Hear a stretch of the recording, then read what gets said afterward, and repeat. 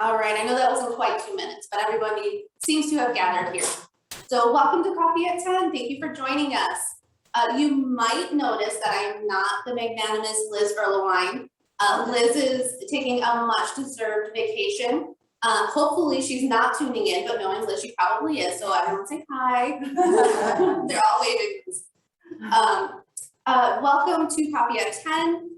First, I want to start by thanking our sponsors for the program, Christie's International Real Estate North Harbor, and then the Michigan Council for Arts and Culture, and Michigan Council for Arts and Cultural Affairs, and Roast and Toast for providing us these delicious snacks and great coffee first thing in the morning. We are thrilled to have Trisha Shattuck here with us today. Trisha is a local artist who works in mostly oils, but I think it's safe to say mixed media is very comfortable for her. We are thrilled to have her on stage, so please join me in giving her a warm welcome. Good morning, and I really thank you all for showing up and for putting this on. I'd like to start with this video that my daughter made, and this is what happens when you give young adults technological equipment here. And I'm going to try to do this system on here. And I'll do it again.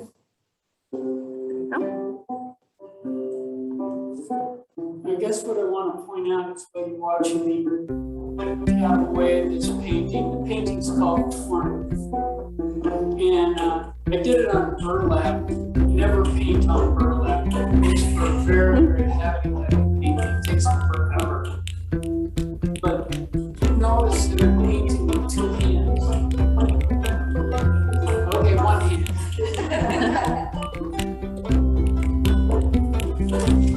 And I feel like I get better control with two hands.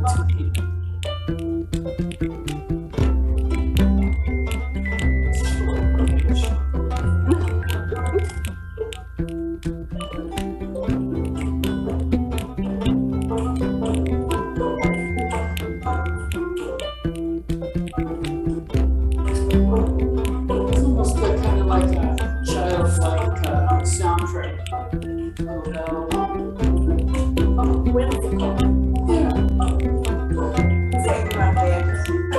I know it's, my daughter Sharon and her friends all making that.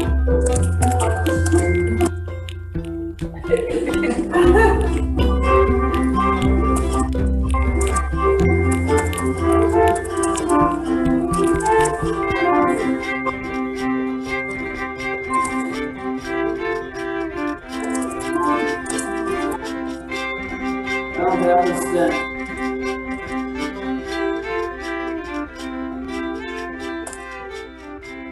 Trying to get the hang of it. No. Okay. Over here, you got to point back here. This is crucial bit of information there. No. Other arrow. Okay, now. Hold on. Okay, there we go. Got it. Pointed at that. I want to tell you right off the bat that some of the most important things I learned right there on the day I entered kindergarten, and that was it's a very colorful room. They have little chairs, cute little tiles worked in of the little rabbits and the bunnies and the fish. And up near the ceiling, they had these placards that said violet, blue, red. And as soon as I saw the colors, I thought, I have arrived at my place. And I want to tell you, I enjoyed finger painting. I was told I played well with others.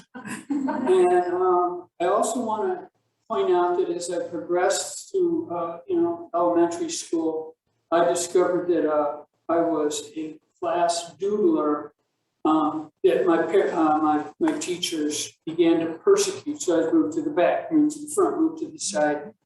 That's what happens when you're an artist in school. You just keep drawing.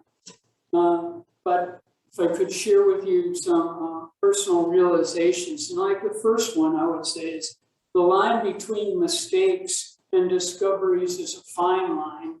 And if you don't take an opportunity to go out on that ledge, and you could fail, but I tell people it's just oil. You just take a rag and you wipe it and start over again. So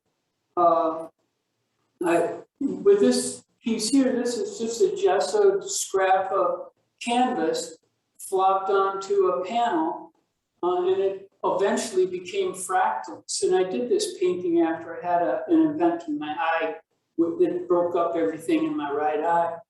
And but what I decided I would do is I simplified my approach was I simply highlight the raised areas and I darken the recessed areas. And just from then on, I just let the painting decide what it wants to be. I developed this dialogue with the piece, and that is one of the richest things that keeps me coming back to making art, is that when I'm in this quiet space and I'm working on this piece, I feel like it's dynamic. It's not inanimate. It's always changing with me. And but one other personal realization that I will share with, especially if you saw my painting Rural in the other room, is large canvases are hard to transport. But there, so I'm going to flash this quickly. There's my easel. It has a lot of finger paint all over the easel. So I made a mess of it, but I built it myself and it's sturdy. But what I mainly want to show you is there's this mirror that is attached to my wall. And so as I paint, I turn around and I'll look at that mirror and I can see the painting that's on display. And what that does is it gives me a mirror opposite of what I'm working on. And my eye, for some reason, I don't know why this happens, my eye goes right to any deficiencies, discrepancies. And then I go to those points on the canvas. I have to try to find that point and fix it. And so the mirror does something to the opposite side of my brain that I find satisfying. So, you know, I work on oil on canvas, but I also do panel paintings, collage on panel. And so this one's the leaf. And so I describe it as wood, blocks, metal, paperboard, and on an old piece of my parents' wallpaper. So it's meaningful to me because I save these things.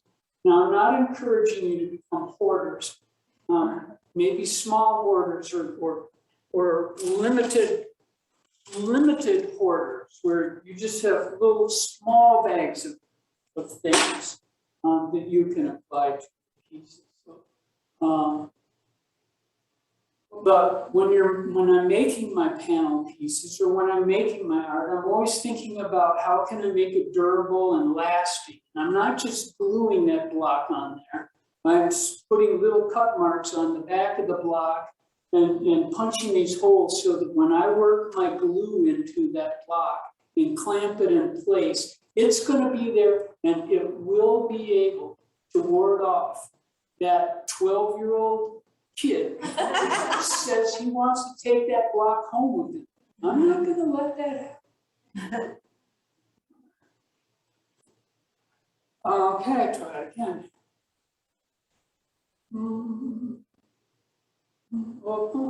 I think you hit 2 at once. Oh, okay, 2 at once. Don't do 2 at once. Nope, just Oh, and it's quick. There you it's go. quicker than I am. Okay, lids. You've seen some artists and they have large palettes that they carry around with them. Well, I work with little small lids. And what I find is nice about them is sometimes I have to go back and match a color that I've already used and I can hold it up to the piece and make a decision. Well, the paint is wet, I can take and I can cover the paint with another lid to help preserve it for a couple of days. And then lastly, when it comes time to decide if there's a color, I'm searching for a color. And I've got my little chart, I've got my chart, and I'm going, what color would look good? And sometimes it's easiest just for me to hold the lid up to the painting and say, wow, that color jumps out at me.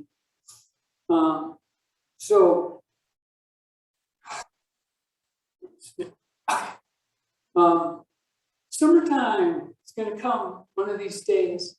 And when it does, that's when I start preparing all of my panels and stretching my canvases. I've ordered all my stock. I've figured it all out. I've laid it all out.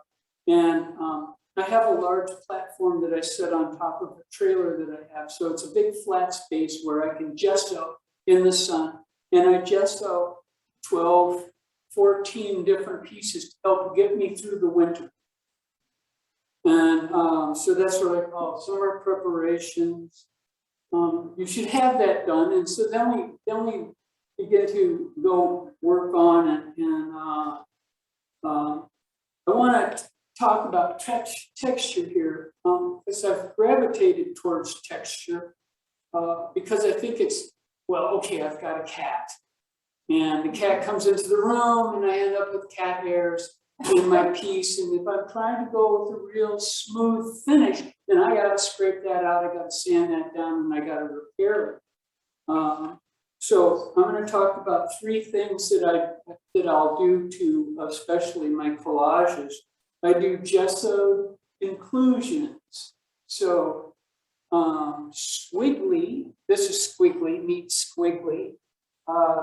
Squiggly came about, and this is like a squiggly wannabe. But squiggly was laying in the corner of my studio for some time, and I picked squiggly up and I applied it to this canvas along with some horsehair, various hair, and I've got a whole bag of that, which I could show you, but I won't, of small things like sawdust, sand, grit, and I call those inclusions.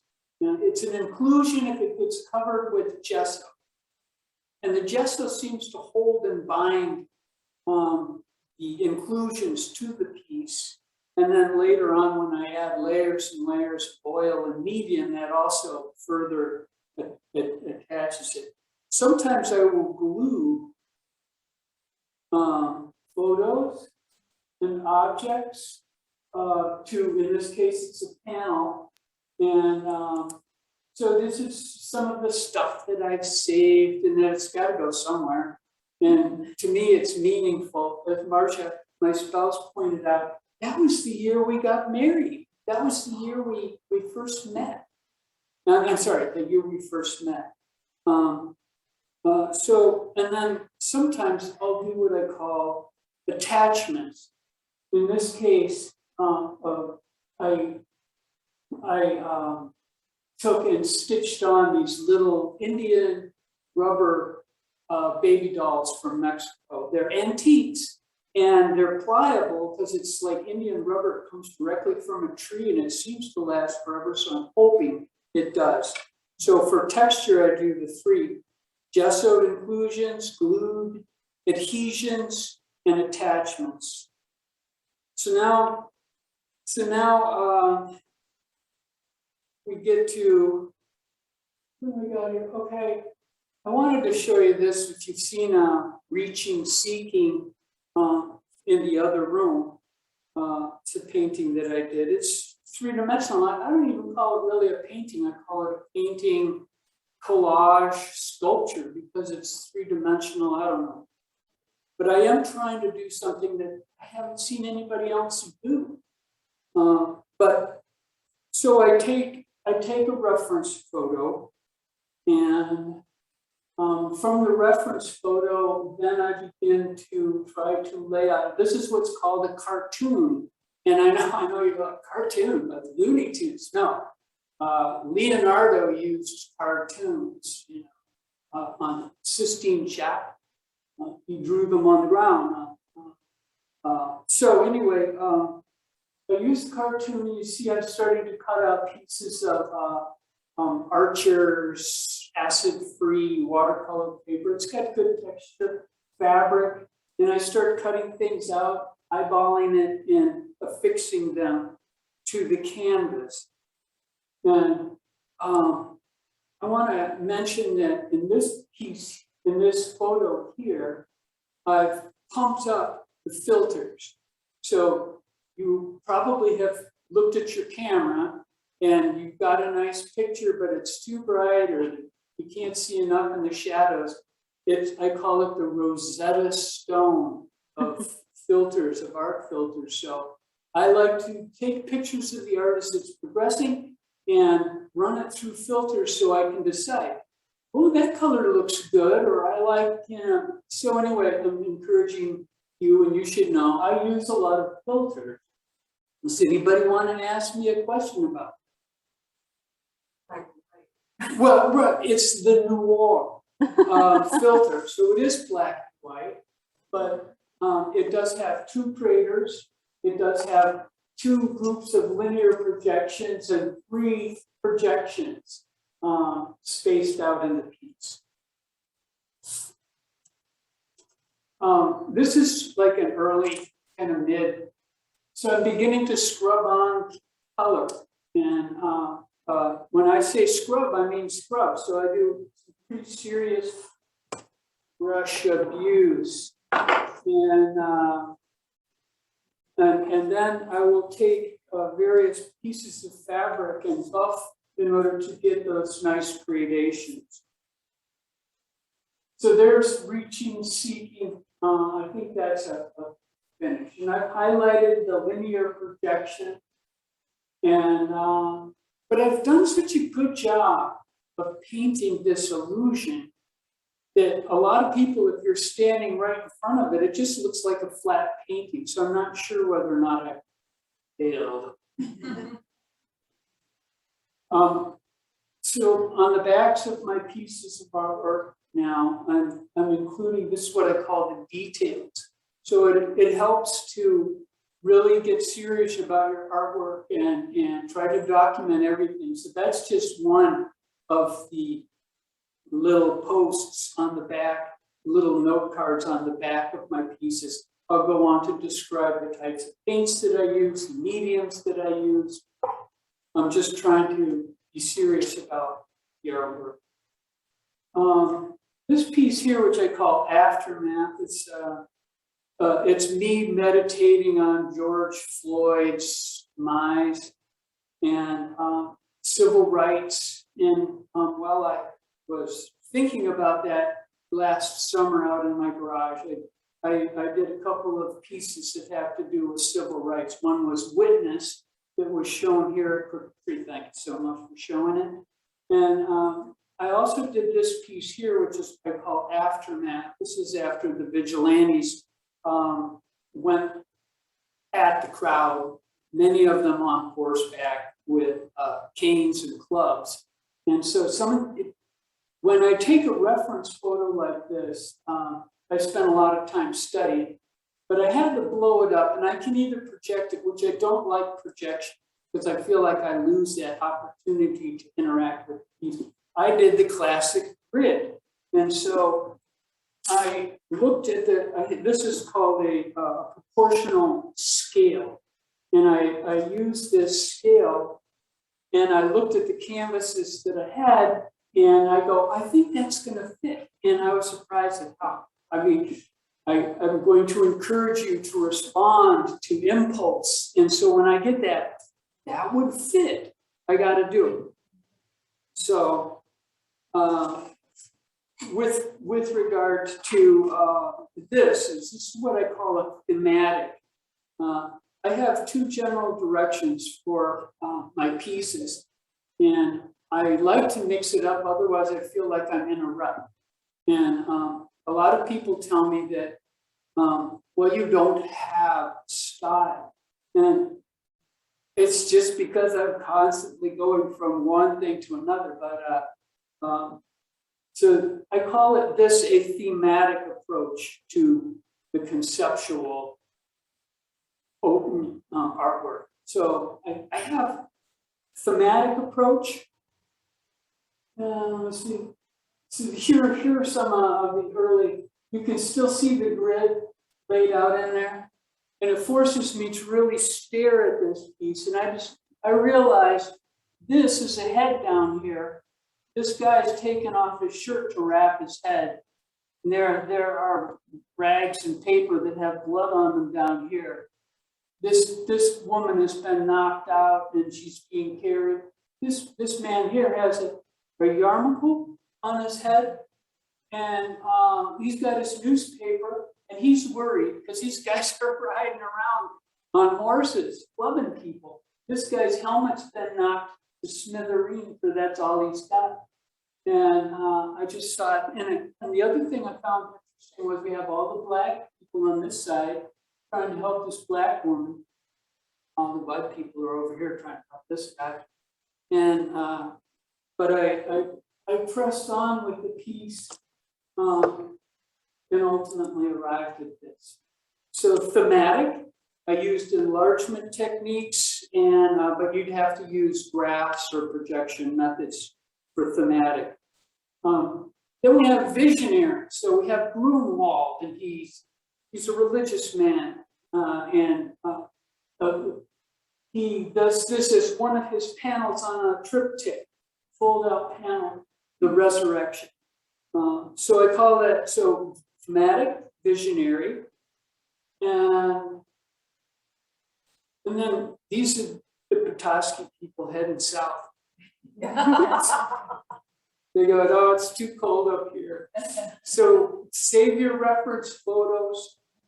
And so that's the conceptual approach. I've got a concept. Now this is discovery. Discovery for me is different than conceptual. It's like squiggly over there. I didn't know how that was going to turn out. I just put things on the canvas and then that's what it became. This I call Funhouse. I have no clear objective. I don't have any clear idea of how it's going to turn out. And so there's a struggle that goes on. And but the struggle begins with big sweeping motions as I gesso. First I gesso the canvas, but then I mix a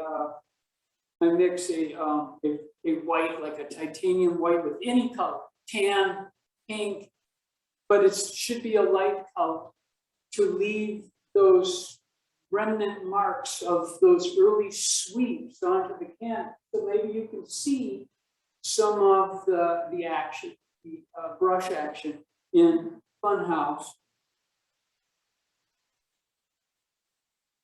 So we've got different brushes and different means of control.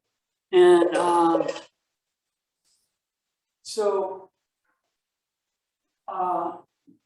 these are some of my brushes, and I would say I use a lot of chip brushes.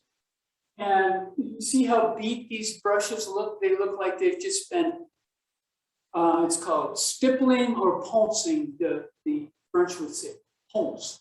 And I ponce the heck out of them and I feel badly about it, you know? But most of the brushes usually start off and I use them for, you know, very nice flat work.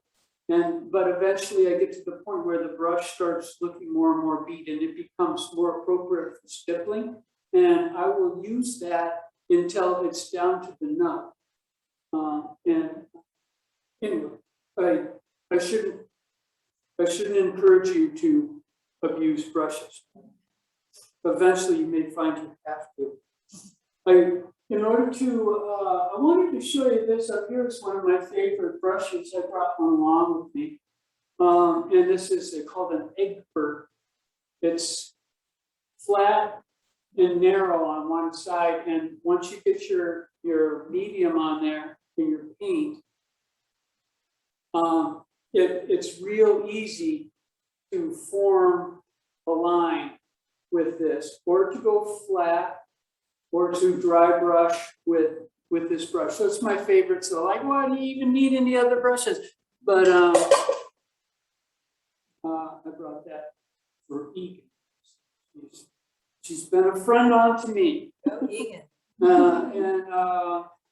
So short brush control using the Egbert brush. I use supports, so this might be considered a support. And I wanted to show you that the support can be used vertically. In this case, I painted the backgrounds like off-white. And then once that had set up and dried, then I did a gray scrub over the top of it, and then using a rag on the end of a brush. So do you know you're following me? Rag on the end of the brush. I go like this, and then I take this, and I'm just going to kind of try not to wreck this thing here. And I lifted the gray paint off to expose the mortar and the brick. So it's a technique. It saves me a lot of time. And then I use this. Now I know as I'm painting which areas I can set the maul down. This is called the artist's maul. I made mine. It's got a little stuffing in there and it's a leather. I try to keep this clean, and I'll use this to sit down, or I will hang it on a side. But you can see how the artist's maul was crucial to getting my perspective. And all I'm doing is I'm faking it. I'm trying to make it look to my eye like it's appropriate and works. But make an artist's maul for yourself. You'll be pleased that you did. Also, where control is concerned with your brushes, sometimes you're thinking to yourself, I need control. Other times, you don't need control, or you may want to find out what would happen if I tried something with a different brush. Now, I did one painting that received a first place award here at a jury show at Crooked Tree, and and it's called Force. And I took a palette knife and I applied big, thick gobs of paint. And then once they were in place, I took this brush and I mean, it looks so cool, but I wouldn't have figured it out if I hadn't tried it. So I'd like to talk about editing. And editing to me is when you see something or you messed up, and believe me, I do. My spouse hears me when I shriek.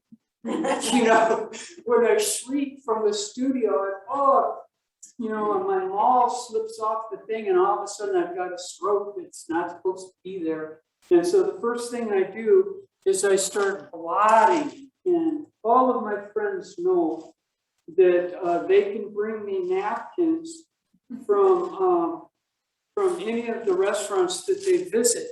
And I want to tell you that some such as the Crooked Tree hand towel here, have texture. And if I lay a glaze on something, say I do a pale glaze on over a brown, a darker brown, and then I follow it up with a blot. I call this blotting. So I might do flat blots using old newspaper, but if I use something that's got texture and I blot with that and peel that off, I can leave remnant texture on the piece. And some people will look at it and they'll see that bounty, false stitch mark, going through the piece. And they go, how did you do this? I go, it took me a lot of time. It took me a whole lot of time. But I do repairs. I blot with napkins. I blot with paper towels. I use clean rags. And here is a linear cruise sock blot. This is a cruise sock twist blot. It's directional, and then this might be considered to be the rosette blot. It leaves a little mark, and So moving on, where was it? Okay. Rembrandt, and it's a terrible picture of Rembrandt. He'd be upset at me for using it, but I want to say that conveying light really is the artist's joy. So when you decide where the light is in the piece and how does it fall, I was talking to the owner of that piece, Squiggly, and we mentioned, where does the light coming from? Well, it's up there somewhere. But that's the joy of being an artist, and sometimes you have multiple sources of light, like if you're doing a cityscape or something. But we get to decide. So then it comes down to conveying the atmosphere. Does anyone know who this is for extra credit? Egan. That's Clement in his garden. You would have known it was Clement right off the bat if he was holding his cat. But it's an old black and white photograph, but there's an ambiance about it. And so how does one convey the atmosphere? And I use dry brushing, a lot of gentle dry brushing. You know what a dry brush is? That's when you take you take the paint, and before you even start applying it to the canvas, you wipe it off on paper towels to the point where it's almost dry, and then you can start very gently, and then carefully brushing back and forth over edges. And you may even find yourself buffing that in with rag. I will tell you, just between us, that Caravaggio and David, they blended with rags. Speaking of Caravaggio,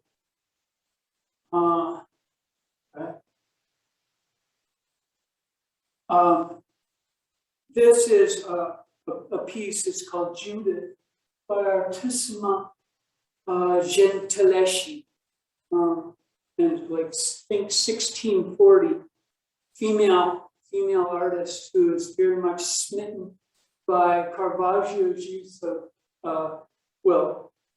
tenebrism is what it's referred to as. Tenebrism is where you have areas of light surrounded by big pools of deep darkness. And so it's not only it's an example of tenebrism, but I also want to point out that in her arrangement, she has the two women, Judith and her cohort, looking up to the far left, and we're sitting here going, what are they looking at? And then we notice that Judith has a large, sharp sword on her shoulder. And we would finally get down to the lower left corner to realize that there is a severed head in a basket. So that it can be a surprise the more that you look at a piece when you discover what the intention really was. So this piece here, I found an old piece of plywood that had been sitting out in the sun for a long time, and its surface had degraded. And I found that I could pound and make marks into the surface. And so I started this piece making a lot of marks with a hammer and various sharp metal objects. And this is not done. This piece here turned out, it's not the finished piece. It's finished pieces out in Massachusetts now. But I pockmarked this because I used to do intaglio printing, and I know that your ink will settle down in the recesses, and so the more I took little sharp blades and I cut the trees and I scraped and scratched, and I kept making these little whacking. I tell you, a lot of marks. And then what's cool about it is that you can paint that base layer. Once that's dry, you can rub in that brown, and it'll settle down into any of those marks. So it like, rather than me painting all of that corn stubble, I just wiped it and there it is, and left it. So that's another technique. But we get to decide what is the foreground and what is the background. But that last slide there, that was an example of antiquing a glaze. So you take a glaze and you rub that on and buff it off. And it gives it kind of an antique look. But at this point, I want to mention what it's like being the sprite or the artist and the sprite. The sprite is, you know, when you can't really count on the sprite doing the same thing every time. The sprite's going to have fun with it. And I think of Picasso as being the sprite because he never lost that childlike enjoyment of surprising people with his art. Like, how many eyes do you need when one will do? How many fingers do you need when three will do? You know, all of a sudden you said, how much do I need to convey? So I think Picasso freed himself of his inhibitions and he relinquishes himself of his challenges and he starts to have fun with his work. So here, how much do you really need to convey? And this is called Sunbathers. And so it looks like that left side of the painting is poorly illuminated, but actually it's just white. It's a tint. When you add white paint to white, to some other color paint, it's called a tint. And when you add black to any color, it becomes a hue. So, here it's really squiggly, you know, it's starting to get some color. I am a tentative painter, so I never know really how far I should go. Do I go bold, or can I just slow? So anyway, with all my blotting, I'll paint, and then I blot, I take it off. I'll paint, then I buff it, and when I'm buffing it, I always tell myself, well, the paint finds its place on the canvas.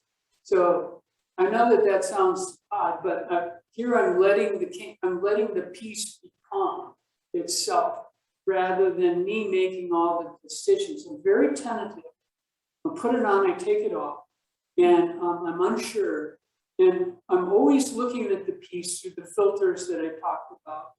But some of the other things that I'll do is I'll turn the lights down in the studio at the end of the evening, and I'll be sitting there, and I go, can I still see it? Can I still see it as I dial down the overhead light? And because I want a piece that if you turn the lights way down, if you were to enter a room, dark room, and there was a piece on the wall, and you could barely make it out in that piece said, come see me. I've got something I want to show you. That's what I work towards. So you see a lot of my pieces become bolder and bolder and bolder as I view them to try to make sure that they're gripping, that it's not going to be, my pieces aren't going to be something that you can just take in a moment. You're going to have to look at them in order to understand them. So anyway, I call this is the actor, squiggly is the actor, and the piece is the stage. And so I've set them there, and he's ready to go out into the world. And so now he's been purchased and owned by someone else. And so lastly, I want to show you this because this is me doing cow working with my horse Coco. And so on most days I wake up, I drink coffee, eat, I'll paint for some prolonged period of time, usually about 2.5, 3 hours. And then I get my stuff together and I go and I work with my horse. Working with my horse, I've learned one, that it's important to be in balance, try to find balance. And balance can be applied or attributed to so many things. They always say, eat a balanced diet. Or I talk about visual balance. Is it too heavy on one side? Or, how can I balance it out? Find balance, but on the back of a horse. If you're out of balance, They'll tick her off. And then the other thing I want to talk about with horses is that sometimes too much control is not a good thing. So early on when I was getting used to her, I was kind of afraid of her. And I was pulling on her face and I worked with the bit. Now, I'm not riding with the bit anymore, so she's happy. I eliminate everything that bothers her. And now I found that the less I do, the happier she is. And so too much control, not a good thing. So even in art, I feel. And at this point, I'd like to open it up to any questions anybody may have at all. Hands. You first. Thank you. That was wonderful, and I really appreciated how you talked about all these so many. To go back to that one that they have the license plate 19 when you do something like that, do you have all the things around you that you think you might use, or do you think of something and go out and get it? Okay. That's collage on panel, what I call oil painted collage on panel. And I have bags of stuff, collections, but if you were to see my studio, you go, oh yeah, well, you got it all laying all over the place. Because I do, it's right there. I have little things sitting on my easel and I'm looking at them and I'm thinking, where could I put that? So yes, I collect them all the time. Like right now, I'll tell you, if anybody sees any broken reflectors next to the roadway, I'm mainly looking for reflectors from accidents. Because I have this, and any one of you could try to beat me to it, but I've got a big collection of reflectors, and reflectors come in blue, white, orange, red. And so there's pretty much everything you need right there. So yes, I've got them all over. You in the back, sir. We're talking about different styles. All you pick up was pen. I know that wasn't it. But the two ladies that were kind of doing the head on. Yes. What was that? So I have, let me get to that. The reason I showed tenebrism with Bertissima Gentileschi was to both show the pockets of light surrounded by darkness. In your question again? What's it called? Tenebrism? Yes. And I'll spell it. Here. Okay, there it is. Tenebrism. Tenebrism. Pockets of light surrounded by pools of darkness. I like these words. I'll throw out another one. Sfumato. I love it. It's Italian. Sfumato means smoke-like. So when you see the Mona Lisa and you're looking at her, try to do it. He rubbed in some black, and of course with time, but they do such a great job of keeping the Mona Lisa clean and free of dust. But they use, there are certain artists where you look at them and there's a lot of blackness worked into the painting, and it's like, it's an overcast day. What is all this sfumato? Any questions? Yes, ma'am. What is your, did you go to art school or? Okay, you want the background, huh? So kindergarten's not good enough for you.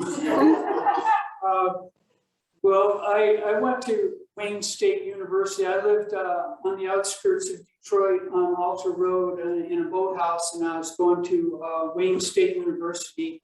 And I love the academic environment, and I was taking all sorts of classes tonight, a lot of art history, love art history. And I took, you name it, I took it. I took printmaking, painting, drawing, as well as archaeology, anthropology, physics. I was just like on a learning cruise, and my parents said, "Oh, look, this is not working out. This is dragging on."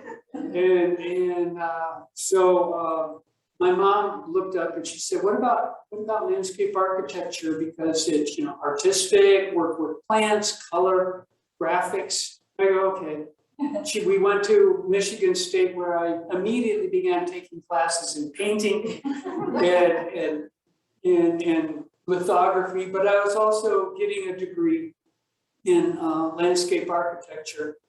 And so if you want to see some of my local work, go over and check out Central School Playground.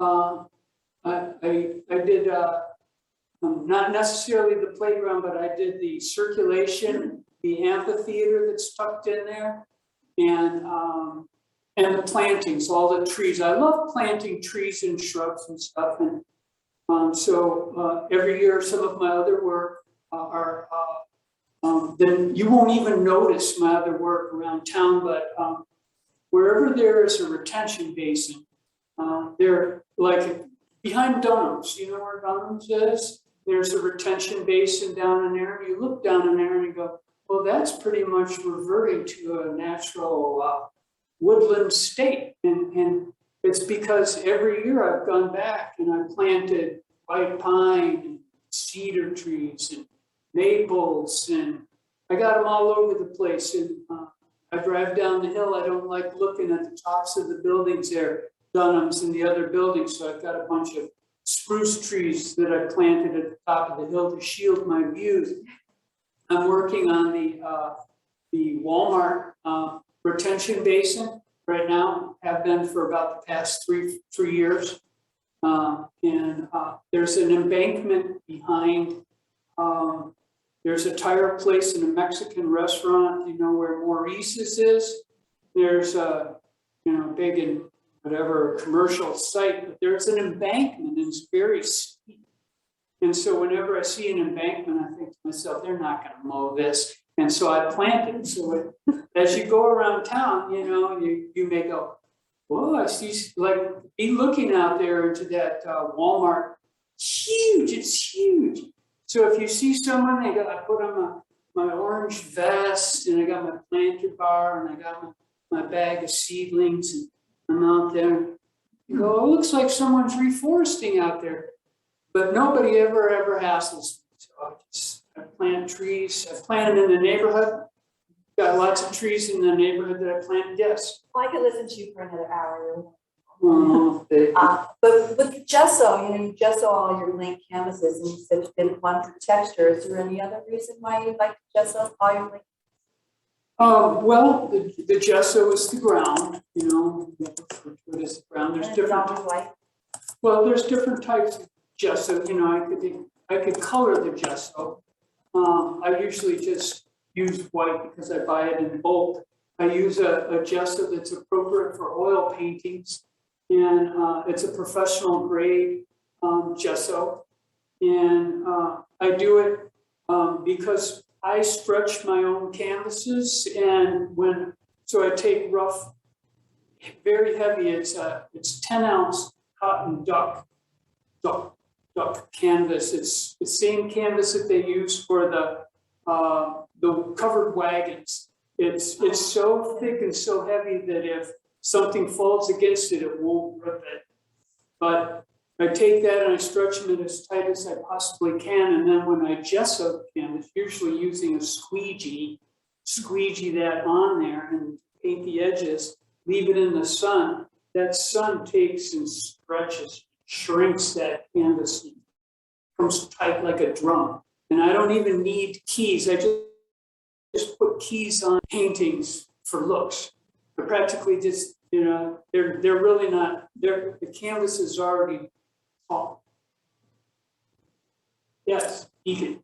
Thanks for being here, Trisha. I do have many questions about trees now, but I want to stick to the, well, as far as, what you sort of get most out of teaching, are you more process oriented? I know you talk a lot about your process and how you're an attentive thinker, right? Sort of that experimental notion of, getting from A to Z. Are you more in tune with the in between? Or are you always looking at that final product? For most pieces, unless it's thematic and I have a concept of what I'm going to attempt. For the discovery approach, I never have a clear idea of what it's going to look like when I get done. I kind of just arrive at it, but the whole process of the reason I do this is because I feel like I have, I'm a religious person, and I feel like this is my time to really interact with what I refer to as the mystery, because it's beyond me, and I can't explain it. I refuse to name it, whatever the mystery is, but I'm a believer in the mystery because there's things that are revealed to me. So I showed a picture of two little baby dolls that had been stitched to a canvas. And I was thinking, man, I don't even know where that canvas is, or would I be able to, if I found the canvas, I should get a shot of that. And I was leaning up against, I have the big canvases in my studio, and my hand, and through the drape that I have over the Parched is the name of that canvas, I could feel the two little dolls on my fingertips, and I pulled the canvas back, and there they were. I go, okay, I'm just going to get a picture of this right now. But sometimes I feel like things are revealed to me. I know, but it's because of that interaction with the mystery that I enjoy so much. Yeah. Touched on it briefly. I'm interested when you said the editing. Editing. Do you ever have someone, your spouse or daughter, come in and say, it's too much or not enough? Oh boy. I have two daughters, and they say, no more big paintings, but don't paint smaller paintings. And then I say, I think I could really fly at this and speed things up. They go, oh, don't speed things up. But where editing is concerned, and my daughters are great critics, and I love a good critique. And I'll ask people, I've had people who walk in and I say, what do you think of that? And they go, her neck is too thick. Woman's neck is thinner. And I go, thank you. Or I ask Marcia all the time. She comes in and I say, what do you think about this? And she'll give me a critique. But yes, I have people who tell me that I'm using too many dots. And I'll sit there. But what makes it too many dots? Right, it's like they'll look at it and I'll get it from them. But anyway, here's the technique. This is a thumb blot. It's a thumb twist that results in I'll lift the paint. So if the bottom layer is green and I do a brick red over the top of it, and I go in, or fingertip, pinky touch, pull it off. So you can get really subtle dots. If they feel like the dots are too much, then I can glaze over. How are we doing on time? I think we have time for about one more question. One more question. No more questions. Oh, well, c'est la vie. Okay. Thank you for coming today.